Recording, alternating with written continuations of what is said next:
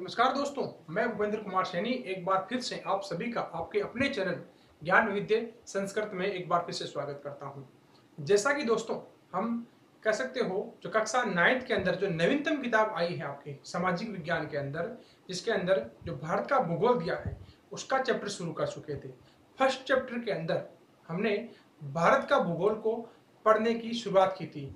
उसके लिए जरूरी था कि हम भारत की स्थिति विश्व में ध्यान रखें हैं। विश्व के अंदर जितने महाद्वीप हैं उनको हमने कवर किया है। उन महाद्वीपों को कवर करने के बाद अब शुरू करते हैं अपन भारत की स्थिति, जो कि अक्षांशों के माध्यम से। पहले हमने मैप के माध्यम से लोकेशन देखी थी उसकी कि किस प्रकार से पूरे विश्व के अंदर जो भारत है वो कहाँ अवस्थित है। अब बात करेंगे इस वीडियो के अंदर जो भारत की स्थिति है वो अक्षांशों के द्वारा कहाँ स्थित है। तो आइए शुरू करते हैं।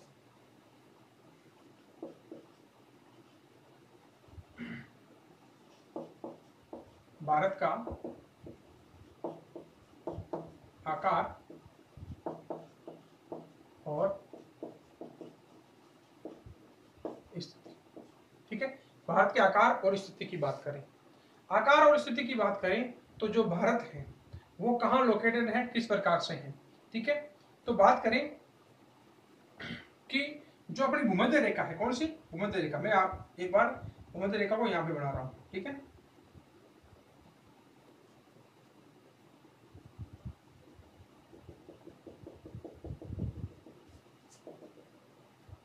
तो 0 डिग्री रेखा है, कौन सी है 0 डिग्री।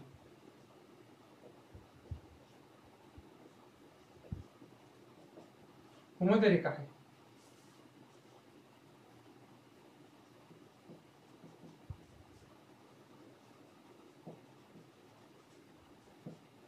ये भूमध्य रेखा है। तो हमने जो पिछला वीडियो देखा था उसके अंदर देखा था कि जो भूमध्य रेखा है भारत के दक्षिण में स्थित है। कहाँ स्थित है, दक्षिण के अंदर। और जो पूरा भारत है ये भूमध्य रेखा के उत्तर में स्थित है। कहाँ पर स्थित है, उत्तर में। अब भारत की स्थिति किस प्रकार की है देखिएगा। जो भारत की स्थिति है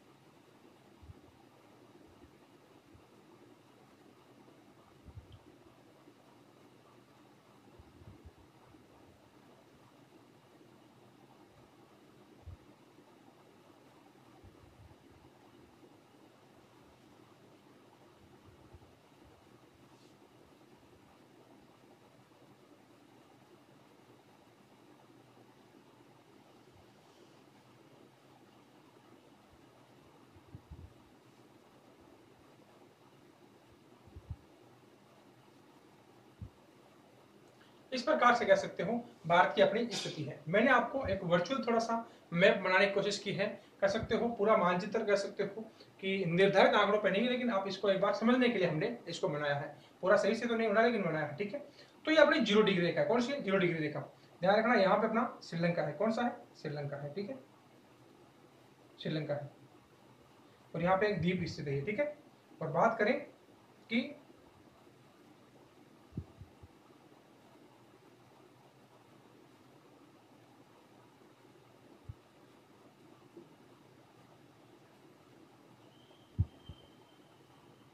ये आपके द्वीप स्थित है। ठीक है, यहाँ पे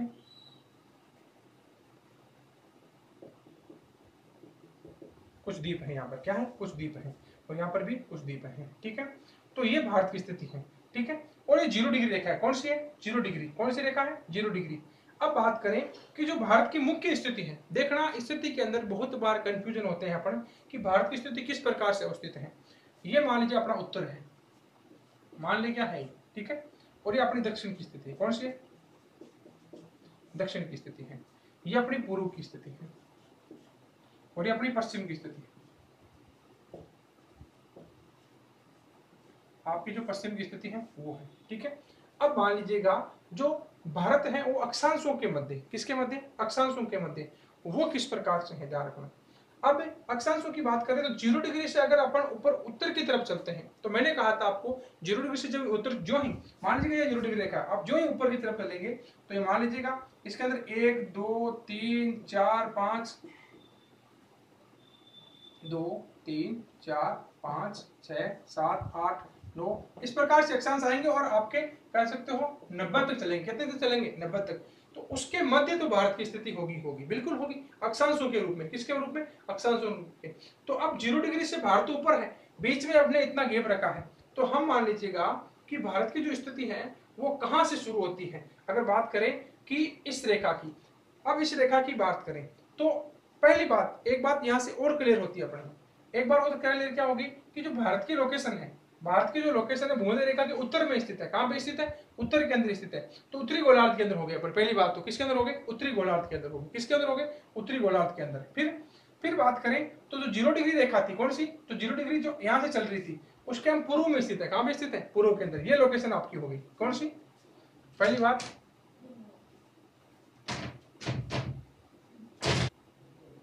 तो हमने बात की थी कि जो 0 डिग्री रेखा है इससे भारत की स्थिति ऊपर है, भारत की जो स्थिति ऊपर है। लेकिन बात कर ले हम उत्तरी गोलार्ध में, भारत की पहली बात स्थिति है इसमें उत्तरी गोलार्ध में है। किसमें? उत्तरी गोलार्ध में स्थित है। किस रूप में? उत्तरी गोलार्ध के अंदर। फिर बात करें उत्तरी गोलार्ध, अब जब हम बात करेंगे समय की तब दूसरा बांटेंगे पूर्वी गोलार्ध के बारे में। किसके बारे में? पूर्वी गोलार्ध। लेकिन एक बार इतना समझ सकते हैं उत्तरी गोलार्ध में स्थित है। अब उत्तरी गोलार्ध यहां से 0 डिग्री, अब यहां से बात करें तो भारत का जो ये समय है यहां से यहां भारत कितना है, यहां की बात करें तो भारत स्थित है आपका 8 डिग्री 4 मिनट से। कितना? 8 डिग्री 4 मिनट। 8 degree 4 minute. यहां से 8 डिग्री 4 मिनट से चलेंगे तो ऊपर चलेंगे तो अपन मान लीजिएगा 10 भी आएगा, 11 भी आएगा, 12 भी आएगा, 13 भी आएगा, 14 15 16 17, इतना करते करते हम ऊपर तक पहुंचेंगे। और ऊपर तक जाएंगे तो लगभग अपना यहां कह सकते हो जो ये बिंदु है, जो ये बिंदु है, मान लीजिएगा अपन 15 पहुंचे, 20 पहुंचे, 25 पहुंचे, अपन यहाँ आते मान लीजिए 30 पहुंचे और यहाँ आते आते अपन पहुंच जाएंगे 36 डिग्री पर। कहाँ पहुंच जाएंगे? 36 डिग्री। 36 डिग्री। और फिर ये मान लीजिए अपन पहुंच गए 36 डिग्री। यहाँ पर आए तो अपना मान हो गया 37 डिग्री। कौन सा? 37 डिग्री और 6 मिनट। कितना? 6 मिनट। ध्यान रखना, 37 डिग्री 6 मिनट। तो ये आपका था अक्षांशीय विस्तार। कौन सा विस्तार? अक्षांशीय विस्तार। तो यहां मैं लिख देता हूं जो भारत का अक्षांशीय विस्तार है।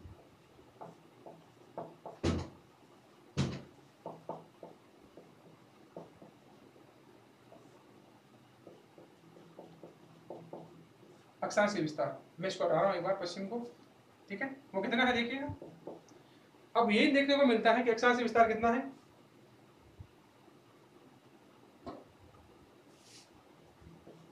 आठ डिग्री 4 मिनट से 8 डिग्री 4 मिनट से 37 डिग्री 6 मिनट।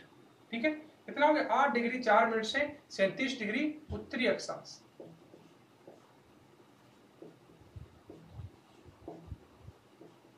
तो ये लोकेशन हमने देखी कैसे कि 8 डिग्री 4 मिनट यहां से शुरू हुए थे, क्योंकि ये 0 डिग्री रेखा है। कौन सी? 0 डिग्री। मैंने कहा था 1 2 3 4 5 7 8 तक चलेंगे तो ये 8 डिग्री 4 मिनट की होगी। यहां तक 36 आपने मान लीजिए, मैंने कहा 25 आ गए, फिर मान लीजिए 26 आ गए या 27 आ गए या 28 आ गए, 29 आ गए, 30 आ गए, 35 36, इस प्रकार से अपने चलना था। यहाँ पर आ गए 37 डिग्री 6 मिनट। कितना आ गए? 37 डिग्री 6 मिनट आ गए। तो 8 डिग्री 4 मिनट से 37 डिग्री उत्तरी अक्षांश। अब बात करते हैं अपन किसकी? जो आपकी रेखा है कौन सी? 0 डिग्री, जो आपकी कह सकते हो समय को निर्धारित करती है। किसको निर्धारित करती है? समय की। वो रेखा मान लीजिएगा, एक बार मान ले अपन यहां से निकलती। क्या से निकलती? यहां से। ठीक है, ये 0 डिग्री है, इसको यामोत्तर रेखा भी कहते हैं या इसे जीएमटी रेखा भी कहते हैं। क्या कहते हैं? जीएमटी रेखा। ठीक है, यामोत्तर रेखा, जीएमटी रेखा, और इसे कह सकते हो ग्रीनविच रेखा। क्या कह सकते हैं? ग्रीनविच रेखा भी कह सकते हैं। इससे भारत की स्थिति क्या है? यहाँ तो 0 पर आ रही है, तो इसके हम इधर भी चले हैं तो इधर अपना मान सकते हो, इधर तो पश्चिम का भाग है। कौन सा? पश्चिम का। और इधर का भाग कौन सा हो जाएगा? पूर्व का। तो इससे स्थिति यह भी पता लग गई कि अपन उत्तरी गोलार्ध में स्थित है। और बात करें इससे तो उत्तरी पूर्वी गोलार्ध बन जाता है। क्या बन जाता है? उत्तरी पूर्वी गोलार्ध बन गया।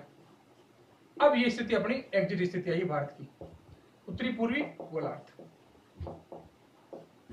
यानी पहले मैंने कहा था उत्तरी गोलार्ध में स्थित है, अब पूरी स्थिति क्या बनी, उत्तरी पूर्वी गोलार्ध। कैसे, यहां से उत्तर में था, यहां से पूर्व में है, तो उत्तरी पूर्वी गोलार्ध, ये अपनी एग्जिट लोकेशन आ रही है भारत की। ठीक है, अब बात करें कि ये 0 डिग्री है, कितनी है 0 डिग्री, यहां से हम चलेंगे 1 2 3 4 चलेंगे, ऐसे ऐसे चलते चलते अपन को यहां तक जब पहुंचेंगे तब कितना आ जाएगा अपना, कह सकते हो यहां से आ जाएगा अपन 68 डिग्री 7 मिनट। क्या आ जाएगा, 68 डिग्री 7 मिनट। ये जो बिंदु है ये छूता है 68 डिग्री 7 मिनट को, किसको, 7 मिनट को, 68 डिग्री 7 मिनट पूर्वी देशांतर से।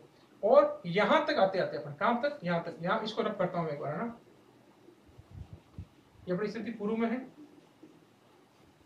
यहां तक आते आते अपन आ जाएंगे तो 97 डिग्री है वहां तक, 97 डिग्री 14 मिनट तक, कहां तक, 97 डिग्री 25 मिनट, सॉरी 25 मिनट। तो यहां की लोकेशन है वो बताएगी अपने 97 डिग्री 25 मिनट, कितनी बताएगी, 97 डिग्री से 25 मिनट तक आ जाएगी, कितनी आ जाएगी, 97 डिग्री से 25 मिनट।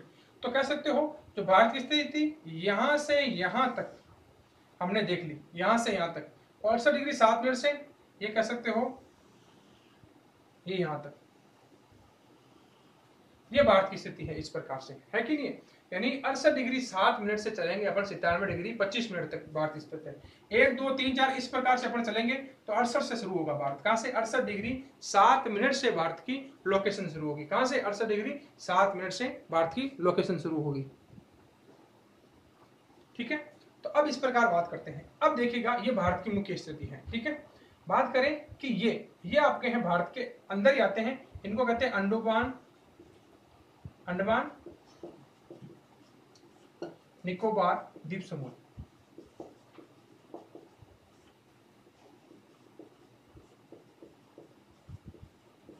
ये पूरी की पूरी लोकेशन है, ये अंडमान निकोबार द्वीप समूह, किसकी, अंडमान निकोबार द्वीप समूह।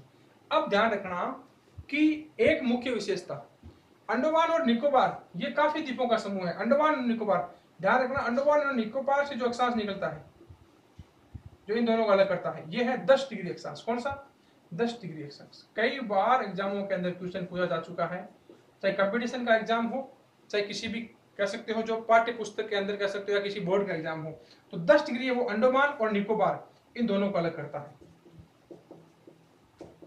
तो उत्तर के अंदर कौन सा स्थित है, अंडमान, नीचे के अंदर निकोबार, कौन सा, निकोबार, ये स्थित है। 10 डिग्री अक्षांश है तो दोनों को अलग करता है, इसको अलग इससे और इसको अलग इससे। ठीक है, और ये स्थिति है लक्षद्वीप की, किसकी है, लक्षद्वीप, किसकी है, लक्षद्वीप की। ठीक है, अब यहाँ पे स्थित है, मान लीजिएगा ये जो आपका जम्मू कश्मीर है, जो बाकी राज्य आते हैं।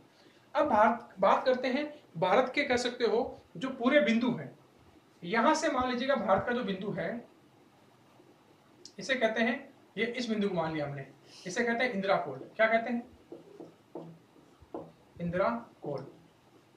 ये भारत का उत्तरतम बिंदु है, सबसे उत्तरतम बिंदु या उत्तरीतम बिंदु। क्या है, उत्तरीतम बिंदु कह सकते हैं, उत्तर बिंदु, सबसे सर्वदे उत्तर बिंदु। तो दक्षिण कौन सा होगा, दक्षिण। कई बार क्या करते हैं दक्षिण बिंदु यहां मान लेते हैं, लेकिन यहां स्थित नहीं है। भारत का दक्षिणतम बिंदु है जो निकोबार द्वीप समूह है, यहां पर स्थित है और इसे कहते हैं इंदिरा कोल। क्या कहते हैं इसे, इंदिरा कोल। ठीक है, इसे हम कहते हैं इंदिरा कोल। क्या कहेंगे, इंदिरा कोल इसे कहेंगे। ठीक है, और जो ये बिंदु है ये आता है आपका गुजरात के अंदर, कहां पे, गुजरात, जिसे कहते हैं सरक्रीक, सरक्रीक। और ये कहां स्थित है, गुजरात में। कहां पे, गुजरात में।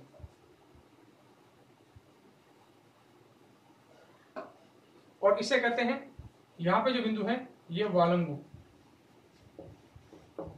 जो आपका अरुणाचल प्रदेश के अंदर। ठीक है, इस प्रकार लोकेटेड है। ठीक है, तो भारत की स्थिति बात करें कि इन द्वीपों की स्थिति, तो ये कहां पर होगी, ये दक्षिण है, ये पूर्व है। तो इन द्वीपों की जो स्थिति है अंडमान निकोबार द्वीप समूह की, ये कहां जाती है, दक्षिण पूर्व में, दक्षिण पूर्व में।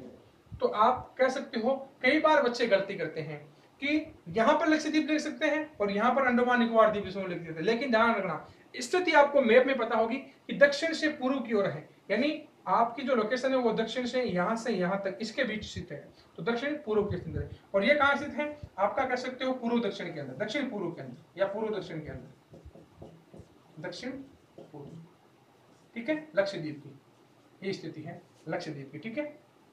तो इस प्रकार से आपको इनकी लोकेशन भी देखनी है।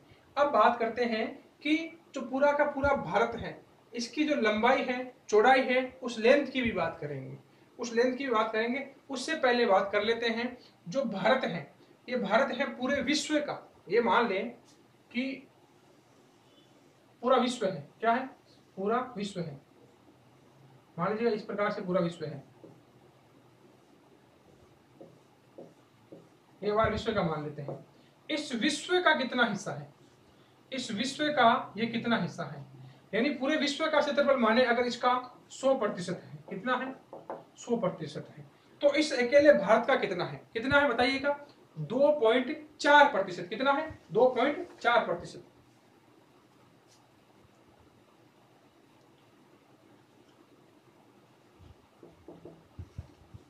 क्षेत्र, ठीक है, किसका है, पूरे विश्व का, 2.4% क्षेत्रफल पूरे विश्व का। बात करें इसका कि 2.4 पूरे विश्व का है, लेकिन अगर इसको किलोमीटर में बांटें कि पूरा कितना है, तो कितना है, 32 लाख आपका पूरा का पूरा, 32 लाख पॉइंट 8 पूरा की बात करें तो 32.8 लाख वर्ग किलोमीटर,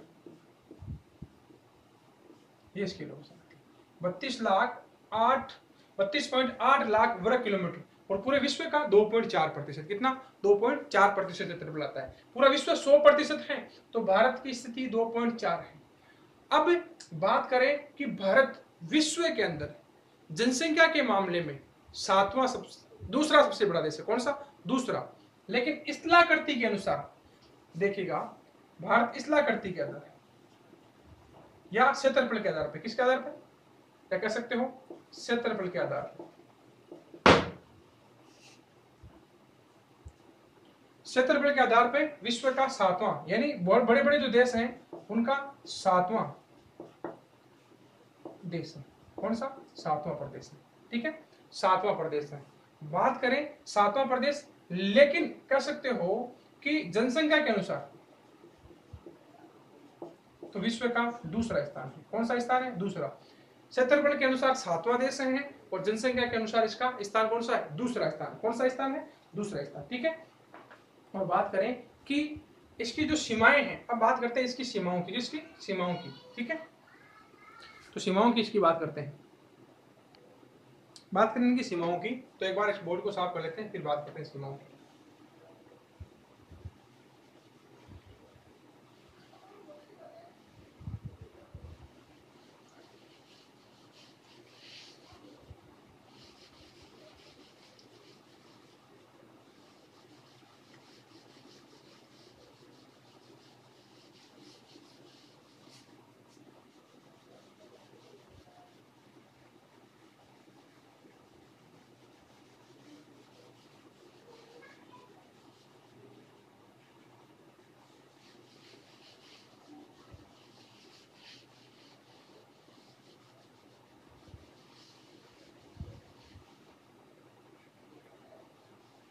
अपने वो स्थिति समझ लिए, सिर्फ अब सीमाओं की बात कर लेंगे और थोड़ा जो जानकारी बची है अपनी उनकी बात कर लेंगे, ठीक है। अक्षांश और देशांतर विस्तार हमने समझ लिया है, ठीक है, तो इसको एक बार इसको भी हम रख कर देते हैं।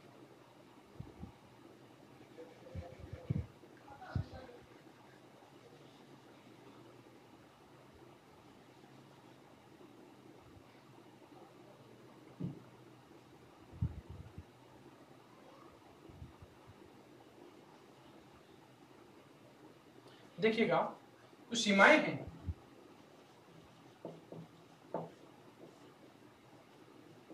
सीमाएं, इनको समझने के लिए पहले हमें सीमाओं के बारे में पता होना चाहिए। यानी बॉर्डर है जो कितने प्रकार के होते हैं, सीमाएं यानी किसी कह सकते हो एक प्राकृतिक भूभाग, यानी प्राकृतिक भूभाग, या कह सकते हो कोई कृत्रिम भी हो सकता है, लेकिन अधिकतर है वो प्राकृतिक भूभाग होते हैं। क्या होते हैं, प्राकृतिक भूभाग, सीमाएं, जिनके कारण किसी भौगोलिक भूभाग का दूसरे भूभाग से अलग होना प्रतीत होता है, उसे अपन क्या कहते हैं, सीमाएं कहते हैं।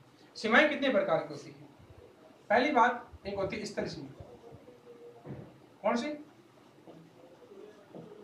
स्थलीय सीमा। दूसरी होती है तटीय सीमा, कौन सी? तटीय सीमा। अब देखिएगा स्थल सीमा किसके होगी?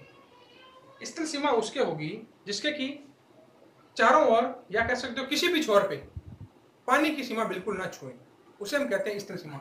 यानी जो जलीय राशि से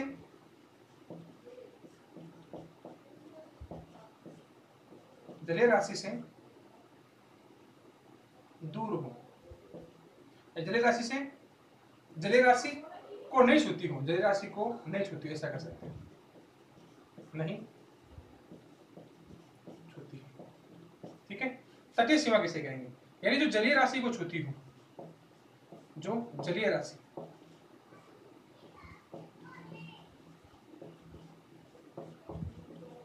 अब जलीय राशि ये नहीं कि मान लीजिए कोई झील है उसको छू रही है, कोई तालाब है उसको छील रही है। महासागरीय, किसको? महासागरीय झील को, किसको? महासागरों को नहीं छूती हो, उसको कहेंगे। ध्यान रखना, यहाँ पर ये मेन नहीं है कि यहाँ पर छोटी सी झील है, तालाब है, सर कुआं है तो ये जलीय राशि है, नहीं, उसकी बात नहीं कर रहे, हम विश्व के संदर्भ में बात कर रहे हैं। जो बड़ी बड़ी झीलें हैं आपकी, बड़े बड़े महासागर हैं, उनकी बात कर रहे हैं, ठीक है, इनकी बात कर रहे हैं। लेकिन अगर बात करें कि जो भारत की स्थिति है, इधर हम बात करते हैं भारत की स्थिति, तो यहां पर हम देखते हैं कि भारत के अंदर यहां अरब सागर का हिस्सा है, और ये बंगाल की खाड़ी, किसकी? बंगाल की खाड़ी,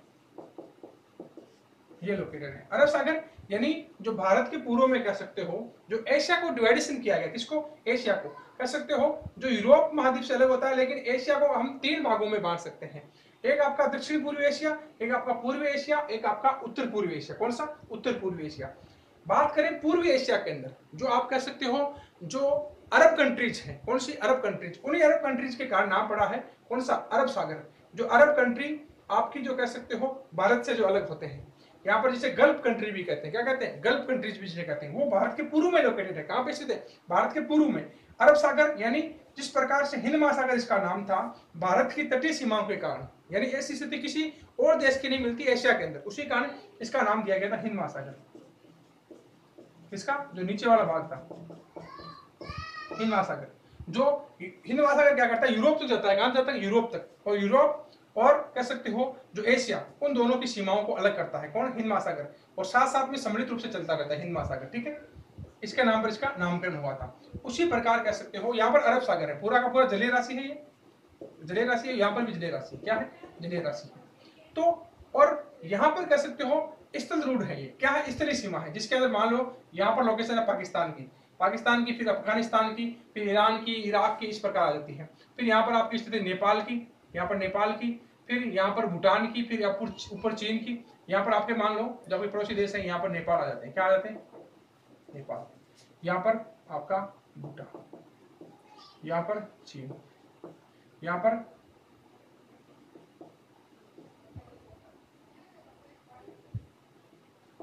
पाकिस्तान, ठीक है, और यहाँ पर अफगानिस्तान, ठीक है, तो अफगानिस्तान है। और यहाँ पर आपकी जो हिमालय पर्वत श्रृंखला है वो आ जाती है। तो और यहाँ पर आपका म्यांमार आ जाता है। कौन सा आता है?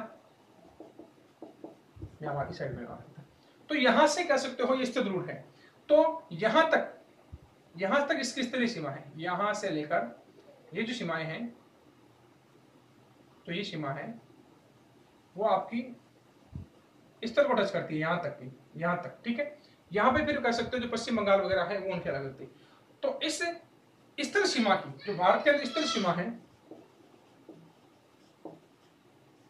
जो स्थलीय सीमा है उसकी दूरी भारत के अंदर अलग रहेगी, और जो तटीय सीमा है उसकी दूरी अलग रहेगी। अब बात करते हैं तटीय सीमा। किसकी? तटीय सीमा।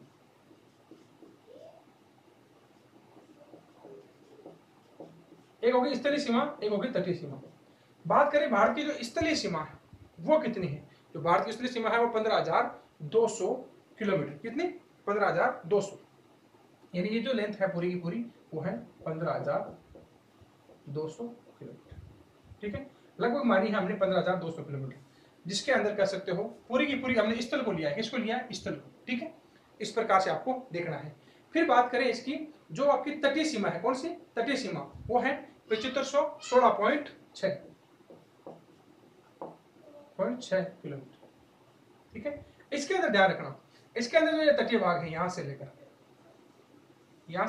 यहां तक गुजरात से, और साथ में जो आपके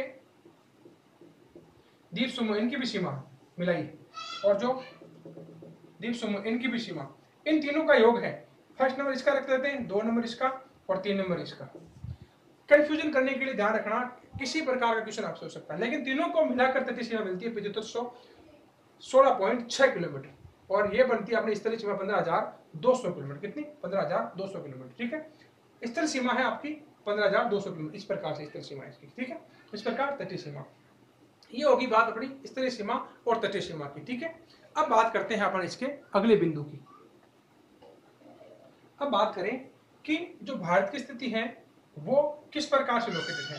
तो ध्यान रखना, भारत की जो उत्तर और दक्षिण पूर्व पश्चिम पूरे अक्षांशों का अगर जोड़ करें तो ये 30 डिग्री अक्षांशों के बीच स्थित है। किसके? 30 डिग्री अक्षांश के बीच। ठीक है, बात करें भारत के उत्तर में, यहाँ पे कह सकते हो भारत के उत्तर के अंदर एक हिमालय पर्वतमाला है। क्या है? हिमालय पर्वतमाला, जो यहां तक जाती है, इस प्रकार से, इस प्रकार लोकेटेड है। क्या है? हिमालय पर्वतमाला है, जो एक वलित पर्वतमाला, नवीन वलित पर्वतमाला है। ये हिमालय है जो नवीन एक वलित पर्वतमाला है।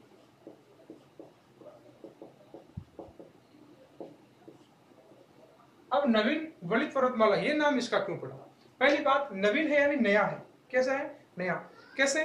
जैसे राजस्थान की बात करें, यहाँ पर अरावली है जो कि पुराने समय की है, बहुत ज्यादा समय की, जिसको ट्रेसरी काल और भी कई प्रकार के कालों के नाम देते, जो ज्योग्राफी की जो अगर बड़े लेवल पे बात करें तब हो जाती है। आपको इतना लगना है कि नवीन है, नई है, अभी नई है, पूरे विश्व के अंदर सबसे नई है ये। क्या है? नई है। और वलित क्या है? इसके अंदर कई प्रकार के मोड़ है। क्या है? कई प्रकार के मोड़ है, ये स्थित है। ठीक है, और दक्षिण के अंदर क्या है स्थित है? हिंद महासागर। क्या है? हिंद महासागर। ठीक है, बात करें हिंद महासागर तो कह सकते हो जो 22 डिग्री आपका आता है। क्या आता है? 22 डिग्री। हिंद महासागर से कह सकते हो जो 22 डिग्री का भाग आता है, यहां से कह सकते हो हिंद महासागर, कह सकते हो कि हिंद महासागर उत्तर में जाते हैं, यहां से भाग चौड़ा है भारत का। क्या है? चौड़ा है, उत्तरी भाग, यानी आपकी जो 23.5 डिग्री, इसको 2 भागों में मार देती है। कितने भागों में? 2 भागों में। लेकिन यहां से भारत का जो तटीय भाग है चौड़ा है, और यहां से हिंद महासागर की तरफ जाते समय, कहां पर? हिंद महासागर की जाते समय, यानी हिंद महासागर की तरफ अपन जाते हैं, तब ये भाग संगड़ा होता है। क्या होता है? संगड़ा, और यहां से हो जाता है चौड़ा। क्या होता है? चौड़ा। तो आपसे पूछ सकते हैं कि अधिकतम चौड़ाई वो भारत की कह सकते हो जो तटीय सीमा की है वो कहां पर है? तो क्या रखेंगे याद? आप 22 डिग्री याद रखें। क्या रखेंगे? 22 डिग्री। ठीक है, यानी यहां से तो ये चौड़ा है। क्या है? चौड़ा है। और यहां से जब नीचे जाते हैं जो ही क्या है? ये भाग है आपका संगड़ा है, काफी। क्या है? संगड़ा है। तो इस प्रकार से इसकी लोकेशन भी आप ध्यान रखेंगे। ठीक है, अब बात करें कि जो भारत है उसके अंदर जो स्थिति है, यहां से लेकर यहां से यहां तक अगर आप जाते हैं, यानी ये आपका गुजरात है। क्या है? गुजरात। और ये है अरुणाचल प्रदेश। मान लीजिए कौन सा हिस्सा है? अरुणाचल प्रदेश। लेकिन अब देखो गड़बड़ ये हो गई कि यहां से यहां जाएंगे तो कह सकते हो काफी ज्यादा दूरी है। दूरी की बात हम अगले वीडियो के अंदर करेंगे, लेकिन अपन यहां बात कर लेते हैं। तो जो समय है वो कैसे निर्धारित होगा? क्योंकि यहां पर गुजरात से अगर अरुणाचल प्रदेश आते हैं, गुजरात से अगर मान लीजिएगा अरुणाचल प्रदेश है, समय का 2 घंटे का अंतर है। कितना है? 2 घंटे का अंतर है समय। तो इस परेशानी से बचने के लिए भारत के अंदर कह सकते हो कि एक निर्धारित मानक समय रेखा मानी गई। वो कहां मानी गई? जो आपका उत्तर प्रदेश है, इस उत्तर प्रदेश से पूरे भारत को कह सकते हो 2 प्रकार से डिवाइडेशन कर दिया। इधर आधा भारत, यहां आधा भारत, इधर यहां। अब आप कहोगे सर ऐसा डिवाइडेशन कैसे? क्योंकि देखो ये भाग भी बहुत ज्यादा बड़ा है ना, इसलिए डिवाइडेशन किया गया है। ये कौन सी रेखा है? ये कौन सी रेखा? देखो, तो ये कह सकते हो जो आपकी ग्रीनविच रेखा है। कौन सी? ग्रीनविच रेखा, जिसे 0 डिग्री कहते हैं। क्या कहते हैं? 0 डिग्री, ग्रीनविच रेखा। उस ग्रीनविच रेखा के समांतर आती है, ग्रीनविच रेखा के समांतर आती है, और इसकी कह सकते हो जो मान है वो है 82.5 डिग्री। कौन सा? 82.5 डिग्री रे पूर्वी देशांतर। ये गुजरती है उत्तर प्रदेश से। कहां से? उत्तर प्रदेश के अंदर स्थान है मिर्जापुर, मिर्जापुर उत्तर प्रदेश, ठीक है। यहां से गुजरती है, जिसके कारण कह सकते हो समय के लिए हमें असुविधा ना हो, इसके लिए इसको हमने दो भागों में डिवाइड कर लिया, ठीक है। अब बात करेंगे कि इन अक्षांशों से हुआ क्या, क्योंकि अक्षांश में बांटना क्यों जरूरी है, कि जो अक्षांश है उसके अंदर क्या होता है कि दक्षिण से हम उत्तर की तरफ चले तो दिन और रात के अंतर होता था। क्या होता है? अंतर होता है। इसके लिए हमने इसको बंटवारा कर लिया। ये समय के लिए हो गया, और उत्तर और दक्षिण के अंदर ये कह सकते हो ये किसके लिए किया, क्योंकि जो ही हम दक्षिणी अक्षांश से कह सकते हो जो उत्तरी अक्षांश जाएंगे, कहां जाएंगे? उत्तरी अक्षांश, तो यहाँ दिन और रात की अवधि है उन पर बहुत ज्यादा अंतर रहेगा, ठीक है। तो इस प्रकार से हमने देखी है इसकी जो लोकेशन है, मुख्य मुख्य चीजें ये हमने इसकी देख ली है, ठीक है। अब अगले नेक्स्ट वीडियो के अंदर अपन बात करेंगे जो भारत की स्थिति है वो विश्व के साथ थोड़ी मैच करते हुए भारत की जो किलोमीटर यहाँ की यहाँ दूरी है, यहाँ से यहाँ की दूरी है, किस प्रकार के भूखंड है, या सारियों की बात अगले वीडियो के अंदर करेंगे। तो दोस्तों आपको ये वीडियो अच्छा लगे तो वीडियो को ज्यादा से ज्यादा शेयर कीजिएगा। किसी भी मानव त्रुटि के लिए माफी चाहता हूँ, कोई भी गलती हो जाती है तो उसके लिए क्षमा प्रार्थी हूँ। इस वीडियो को आपको ज्यादा से ज्यादा शेयर करना है ताकि अधिक से अधिक स्टूडेंट के पास ये पहुंच चुके, क्योंकि जो नई सिलेबस है, जो नया सिलेबस अपने पास आया है राजस्थान बोर्ड का, उस सिलेबस के कह सकते हो पाठ्य सामग्री अभी शुरू कहीं पर भी नहीं हुई है, धीरे धीरे ऑनलाइन क्लासों के माध्यम से हो रही है। तो आप इस वीडियो को ज्यादा से ज्यादा शेयर कीजिएगा जिससे बच्चों की पढ़ाई बाधित ना हो। धन्यवाद दोस्तों।